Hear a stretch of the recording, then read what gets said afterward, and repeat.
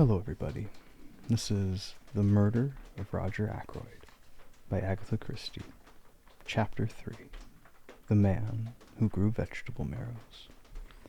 I told Caroline at lunchtime that I should be dining at Fernley. She expressed no objection.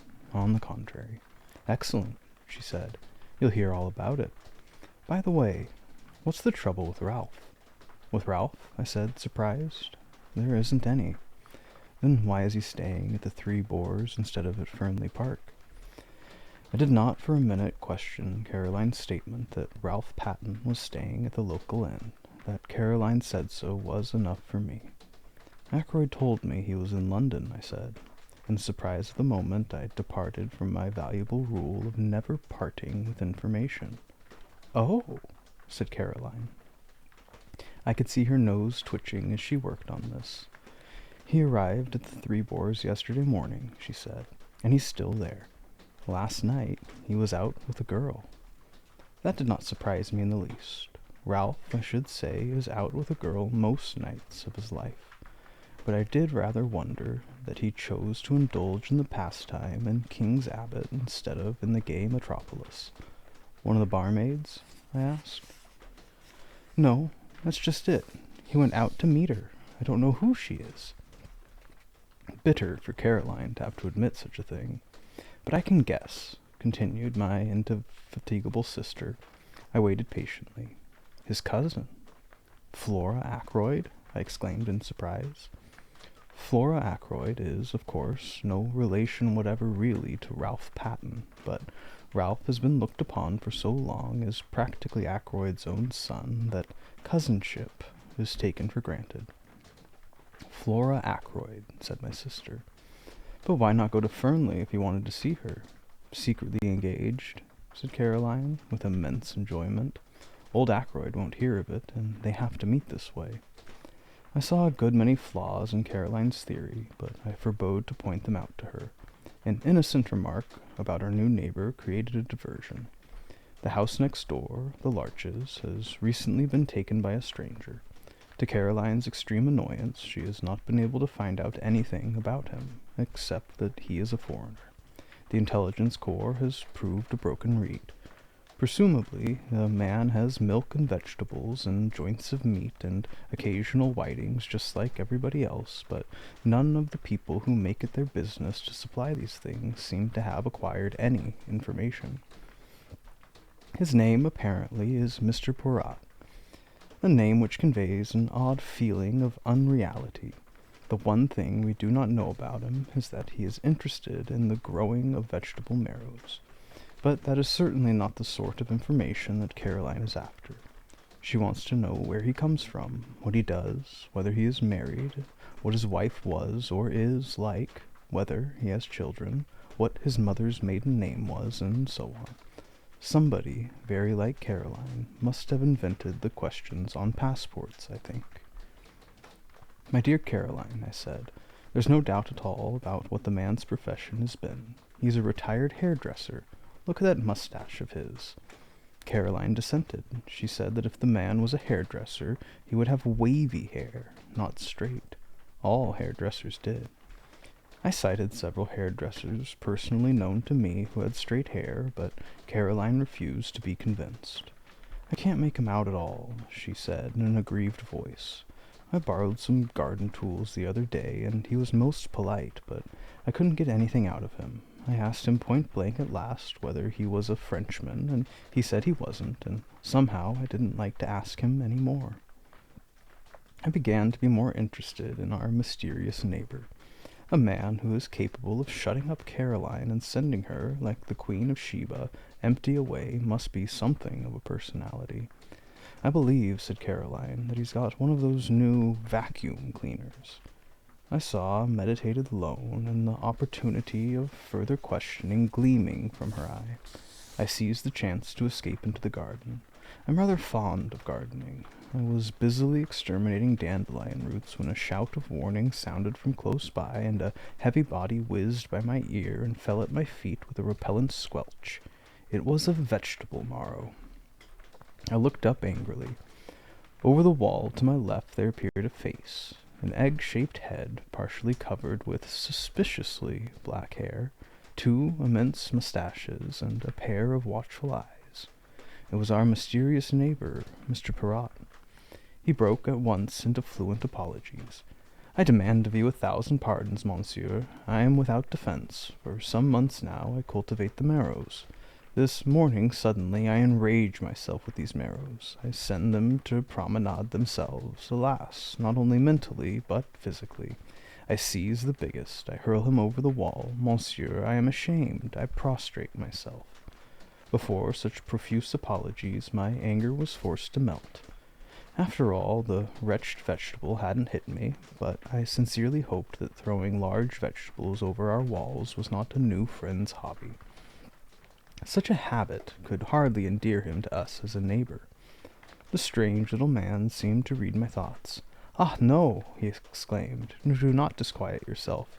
It is not with me a habit, but you can figure to yourself, monsieur, that a man may work towards a certain object, may labor and toil to attain a certain kind of leisure and occupation, and then find that, after all, he yearns for the old busy days and the old occupations that he thought himself so glad to leave." "Yes," I said slowly, "I fancy that that is a common enough occurrence. I myself am perhaps an instance. A year ago I came into a legacy, enough to enable me to realize a dream. I have always wanted to travel, to see the world. Well, that was a year ago, as I said, and I am still here." My little neighbor nodded. The chains of habit. We work to attain an object, and the object gained, we find that what we miss is the daily toil. And mark you, monsieur, my work was interesting work, the most interesting work there is in the world. "Yes?" I said encouragingly. For the moment the spirit of Caroline was strong within me. "The study of human nature, monsieur." "Just so," I said kindly. Clearly a retired hairdresser. Who knows the secrets of human nature better than a hairdresser? Also, I had a friend who for many years never left my side. Occasionally, of an imbecility to make one afraid, nevertheless, he was very dear to me. Figure to yourself that I miss even his stupidity, his naivete, his honest outlook, the pleasure of delighting and surprising him by my superior gifts. All these I miss more than I can tell you. "He died?" I asked, sympathetically. "Not so. He lives and flourishes, but on the other side of the world. He's now in the Argentine." "In the Argentine," I said enviously. "I've always wanted to go to South America." I sighed and then looked up to find Mr. Perrott eyeing me sympathetically. He seemed an understanding little man. "You will go there, yes?" he asked. I shook my head with a sigh. "I could have gone," I said, "a year ago. But I was foolish, and worse than foolish, greedy. I risked the substance for the shadow." "I comprehend," said Mr. Perrott. "You speculated?" I nodded mournfully, but in spite of myself I felt secretly entertained. This ridiculous little man was so pretentiously solemn. "Not the Porcupine oil fields?" he asked suddenly. I stared. I thought of them, as a matter of fact, but in the end I plumped for a gold mine in Western Australia. My neighbor was regarding me with a strange expression which I could not fathom. "It is fate," he said at last. "What is fate?" I asked, irritably. "That I should live next to a man who seriously considers Porcupine oil fields and also West Australian gold mines. Tell me, have you also a penchant for auburn hair?" I stared at him open-mouthed, and he burst out laughing. "No, no, it is not the insanity that I suffer from. Make your mind easy. It was a foolish question that I put to you there, for, see you, my friend of whom I spoke was a young man, a man who thought all women good, and most of them beautiful. But you are a man of middle age, a doctor, a man who knows the folly and the vanity of most things in this life of ours. Well, well, we are neighbors. I beg of you to accept and present to your excellent sister my best maro." He stooped and then with a flourish produced an immense specimen of the tribe, which I duly accepted in the spirit in which it was offered. "Indeed," said the little man cheerfully, "this has not been a wasted morning. I have made the acquaintance of a man who in some ways resembles my far-off friend. By the way, I should like to ask you a question. You doubtless know everyone in this tiny village. Who is the young man with the very dark hair and eyes and the handsome face? He walks with his head flung back and an easy smile on his lips." The description left me in no doubt. "That must be Captain Ralph Patten," I said slowly. "I have not seen him about here before." "No, he has not been here for some time, and he is the son, adopted son, rather, of Mr. Ackroyd of Fernley Park." My neighbor made a slight gesture of impatience. "Of course, I should have guessed. Mr. Ackroyd spoke of him many times." "You know Mr. Ackroyd?" I said, slightly surprised. "Mr. Ackroyd knew me in London, when I was at work there. I have asked him to say nothing of my profession down here." "I see," I said, rather amused by the patient snobbery as I thought it. But the little man went on with an almost grandiloquent smirk. "One prefers to remain incognito. I am not anxious for notoriety. I have not ever troubled to correct the local version of my name." "Indeed," I said, not knowing quite what to say. "Captain Ralph Patten," mused Mr. Perrott. "And he is engaged to Mr. Ackroyd's niece, the charming Miss Flora?" "Who told you?" I asked, very much surprised. "Mr. Ackroyd, about a week ago. He is very pleased about it, has long desired that such a thing should come to pass, or so I understood from him. I even believe that he brought some pressure to bear upon the young man. That's never wise. A young man should marry to please himself, not to please a stepfather from whom he has expectations." My ideas were completely upset. I could not see Ackroyd taking a hairdresser into his confidence and discussing the marriage of his niece and stepson with him. Ackroyd extends a genial patronage to the lower orders, but he has a very great sense of his own dignity. I began to think that Perrott couldn't be a hairdresser after all. To hide my confusion, I said the first thing that came into my head. "What made you notice Ralph Patten? His good looks?" "No, not that alone, though he is unusually good-looking for an Englishman, which your lady novelists would call a Greek god. No, there was something about that young man that I did not understand." He said the last sentence in a musing tone of voice which made an indefinable impression upon me. It was as though he was summing up the boy by the light of some inner knowledge that I did not share. It was that impression that was left with me, for at that moment my sister's voice called me from the house. I went in. Caroline had her hat on, and had evidently just come from the village. She began without preamble. "I met Mr. Ackroyd." "Yes," I said. "I stopped him, of course, but he seemed in a great hurry and anxious to get away."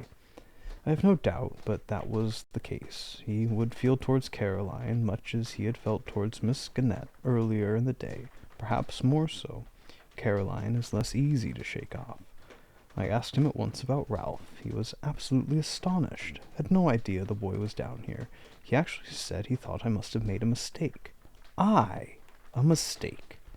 Ridiculous, I said. He ought to have known you better. Then he went on to tell me that Ralph and Flora are engaged. "I know that too," I interrupted with modest pride. "Who told you?" "Our new neighbor." Caroline visibly wavered for a second or two, much as a roulette ball might coyly hover between two numbers. Then she declined the tempting red herring.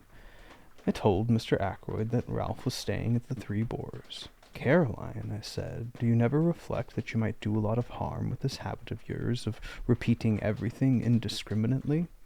"Nonsense," said my sister. "People ought to know things. I consider it my duty to tell them. Mr. Ackroyd was very grateful to me." "Well?" I said, for there was clearly more to come. "I think he went straight off to the Three Boars, but if so, he didn't find Ralph there." "No?" "No, because I was coming back through the wood—" "Coming back through the wood?" I interrupted. Caroline had the grace to blush. "It was such a lovely day," she exclaimed. "I thought I would make a little round. The woods with their autumnal tints are so perfect at this time of year." Caroline does not care a hang for woods at any time of year. Normally, she regards them as places where you get your feet damp and where all kinds of unpleasant things may drop on your head. No, it was a good sound mongoose instinct which took her to our local wood. It was the only place adjacent to the village of King's Abbot where you can talk with a young woman unseen by the whole village. It adjoins the park of Fernley. Well, I said, go on. As I say, I was just coming back through the wood when I heard voices. Caroline paused. Yes? One was Ralph Patton's. I knew it at once. The other was a girl's. Of course I didn't mean to listen. Of course not, I interjected with patent sarcasm, which was, however, wasted on Caroline. But I simply couldn't help overhearing. The girl said something. I didn't quite catch what it was, and Ralph answered. He sounded very angry.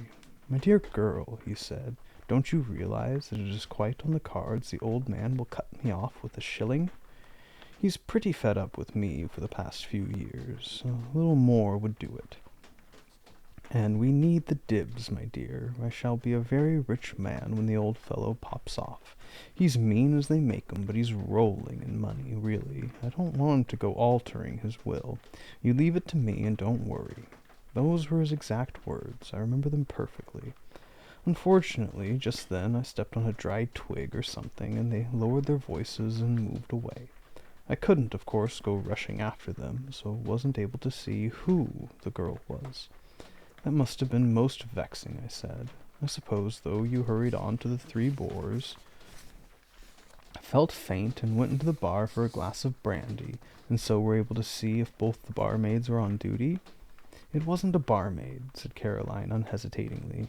In fact, I'm almost sure that it was Flora Ackroyd, only it doesn't seem to make sense, I agreed. But if it wasn't Flora, who could it have been? Rapidly, my sister ran over a list of maidens living in the neighborhood, with profuse reasons for and against. When she paused for breath, I murmured something about a patient and slipped out. I proposed to make my way to the Three Boars. It seemed likely that Ralph Patton would have returned there by now. I knew Ralph very well, better, perhaps, than anyone else in King's Abbot, for I had known his mother before him, and therefore I understood much in him that puzzled others. He was, to a certain extent, the victim of heredity. He had not inherited his mother's fatal propensity for drink, but nevertheless he had in him a strain of weakness. As my new friend of this morning had declared, he was extraordinarily handsome, just on 6 feet, perfectly proportioned, with the easy grace of an athlete. He was dark, like his mother, with a handsome, sunburnt face, always ready to break into a smile. Ralph Patton was one of those born to charm easily and without effort. He was self-indulgent and extravagant, with no veneration for anything on earth. But he was lovable nevertheless, and his friends were all devoted to him. Could I do anything with the boy? I thought I could. On inquiry at the Three Boars, I found that Captain Patton had come in. I went up to his room and entered unannounced. For a moment, remembering what I had heard and seen, I was doubtful of my reception, but I need have had no misgivings. Why, it's Shepherd. Glad to see you. He came forward to meet me, hand outstretched, a sunny smile lighting up his face. The one person I am glad to see in this infernal place. I raised my eyebrows. What's the place been doing? He gave a vexed laugh. It's a long story. Things haven't been going well with me, doctor, but have a drink, won't you? Thanks, I said, I will. He pressed the bell, and then, coming back, threw himself into a chair. Not to mince matters, he said gloomily, I'm in the devil of a mess. In fact, I haven't the least idea what to do next. What's the matter? I asked sympathetically. It's my confounded stepfather. What has he done? It isn't what he's done yet, but what he's likely to do. The bell was answered, and Ralph ordered the drinks. When the man had gone again, he sat hunched in the armchair, frowning to himself. Is it really serious? I asked. He nodded. I'm fairly up against it this time, he said soberly. The unusual ring of gravity in his voice told me that he spoke the truth. It took a good deal to make Ralph grave. In fact, he continued, I can't see my way ahead. I'm damned if I can. If I could help, I suggested diffidently, but he shook his head very decidedly. Good of you, Doctor, but I can't let you in on this. I've got to play a lone hand." He was silent a minute, and then repeated in a slightly different tone of voice, "Yes, I've got to play a lone hand."